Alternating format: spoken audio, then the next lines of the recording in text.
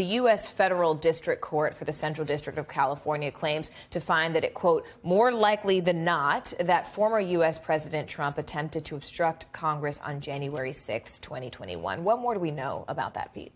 Right. So this is in a dispute over access to emails written by John Eastman, who's a professor in California. He was one of the legal advisors, and he wrote a couple of memos to President Trump when Trump was still in the White House, saying, here's the way that you can get elected. When Vice President Pence goes to count the electoral votes, just have him toss out the votes from those 7 disputed states where Trump supporters said there was fraud. And then there'll be enough votes either to have Trump simply win the electoral votes or to throw it into election by the House of Representatives, where Republicans have a majority of state delegations in the House. Either way, Trump wins. That was his legal theory. The January 6th committee wants to get these emails that Eastman and Trump exchanged, and Eastman said, well, they're covered by privilege. The judge says, yes, that's right, that there is that privilege, but there's an exception to the privilege for what is known as the crime fraud exception, if there's evidence of a crime. And that's where this comes in.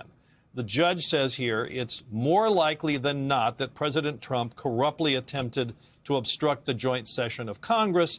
He said the illegality of the plan was obvious. It goes against what every president has tried to do with peaceful transition of power. But the judge himself sort of says, don't get too excited about this. He says the public is still searching for accountability. This case cannot provide it. The court is tasked only with deciding a dispute over a handful of emails. This is not a criminal prosecution. It isn't even a civil liability suit. At most, the case is a warning about the dangers of legal theories gone wrong.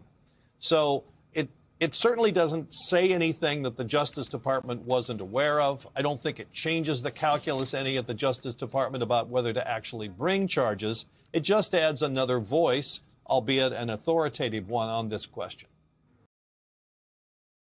Thanks for watching our YouTube channel. Follow today's top stories and breaking news by downloading the NBC News app.